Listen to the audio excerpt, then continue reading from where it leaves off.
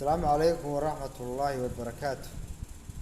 halka waxaan ka salaamayaa dhammaan daawadayaasheeda inta wax jecelna daawato inta jecelna maskaxdooda imaanka ugu koriso. Waxaan ka hadlayaa sidee baa lagu helaa xaas wanaagsan ama sidee baad ku guursan kartaa gabadh wanaagsan. Waa su'aal qof kasta jecel yahay in looga jawaabo. qof kasta wuxuu jecel yahay inuu guursado qof wanaagsan, gabadh wanaagsan, xaas wanaagsan, laakiin qof kasta ma wanaagsana. sida adiga ay wax kaga khaldan yihiin ayaa qof kasta laga yaabaa inuu in yeesho, laakiin marka adigu nin wanaagsan tahay in baad gabadh wanaagsan helaysaa. haddii aan aada uga hadlo sidee baa lagu helayaa gabadh wanaagsan, marka hore adigu noqo nin wanaagsan. gabadha wanaagsan waxa weeyaan sida adigu wanaagsan tahay bay iyadoo noqonaysaa. adduunku wax xun ma jiraan, wax boqolkiiba boqol bas saxaanina ma jiraan. anigu boqolkiiba boqol ma ihi, adiguna boqolkiiba boqol ma tihid.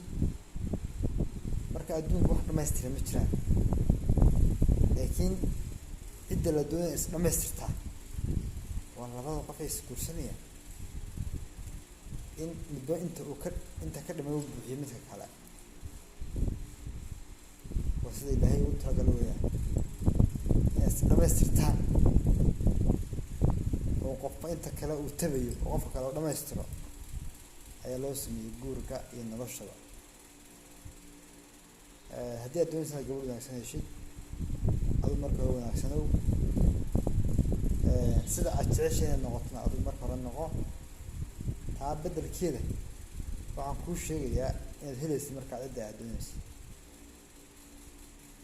guurku wuxuu u baahan yahay samir, buu u baahan yahay, wuxuu u baahan yahay ku dhal, buu u baahan yahay, wuxuu u baahan yahay karti, buu u baahan yahay.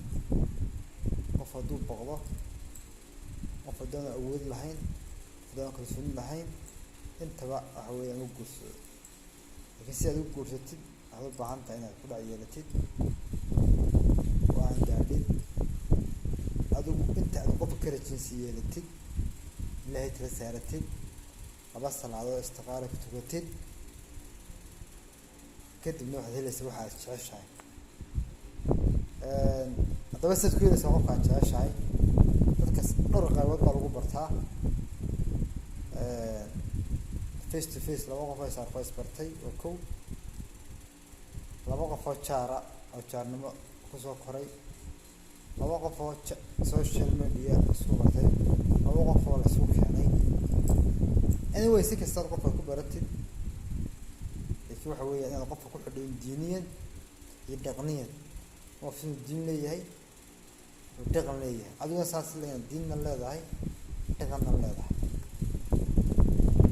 haddii aad adigu diin leedahay, dhaqanna leedahay, qofkaasna waxa weeyaan shuruudaha koowaad waxaa ka ah qofkaas inuu diin leeyahay, dhaqanna leeyahay. waxyaalaha kale waa optional weeyaan, qofka waad ku dooran kartaa. waxaa ka mid ah maarka ka mid ah aqoonta ka mid ah waxyaalaha kale is optional, laakiin qofka diinta kooga ka tahay, dhaqankuna uu ku xigaya. diintu waa dhaqan, qofka wuxuu diin leeyahay, dhaqan buu leeyahay.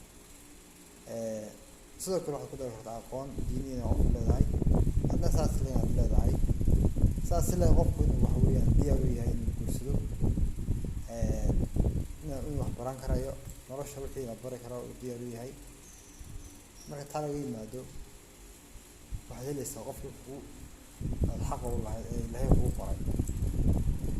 dhalinyaro badan baa imika aan weli guursan weliyahan, qaar ba waqtiga kaga luma sheeko, qaar ba waqtiga kaga luma maxay hayday dayday. waxaan leeyahay waqtigiina iyo mustaqbalkiina sheekaa ka dhigan, laakiin guur ka dhigta. qofku waqti waad siin kartaa, laakiin inta ugu yar iyo inta ugu badan dad sanada tiro waan sheekaysanaya oo waalin weeyaan. haddaan jirin qofka markaad qiimeysid dhinac walba diirada ka saartid waad ku dhawaaqtaa guurka. marka hala guursado, qof kasta ha guursado si aynu muslimiyan iyo diiniyan iyo soomaaliyan iyo dhaqmiyan aynu isku bedelno, aynu tiro iyo dhaqanba aynu kor ugu qaadano. waxaa lanooga baahan yahay in guurka la badiyo si looga fogaado xumaanta iyo fisqiga iyo sinada. marka taa laga tago waxaa lanooga baahan yahay in qof kastaaba uu diyaar u ahaado inuu guursado maalinta awood u yeesho. awoodda maaha inaad guryo dhisatid, gabadho iibsatid, adigoo waxba hayn baa la guursadaa. ilaahay baa keenaya, ilaahay baa talada saartaa. waxaa arkaysaa qof shaqaysta, qof guursan karaya oo kale guri baan doonaya dhisto, eed baan doonaya, waxaas ma jiraan. qof isaga oo aan waxba haysan buu guursan karaya, ilaahay baa keenaya. keliya waxa weeye waxbarashadaada asaasiga inaad dhameysid haddii aad awoodo. laakiin guurka qofka maalinta uu qaangaadho ba xaq loogu leeyahay inuu guursan karayo. arsaan kama hor istaagayo, sida arsaan oo ku furaya.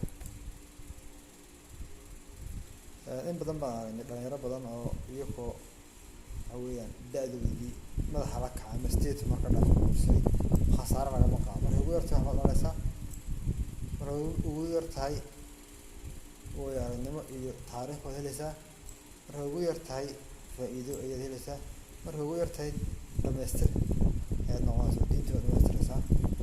markaasaa guursada, nolosha ka raadsada qofkii saxda ahaa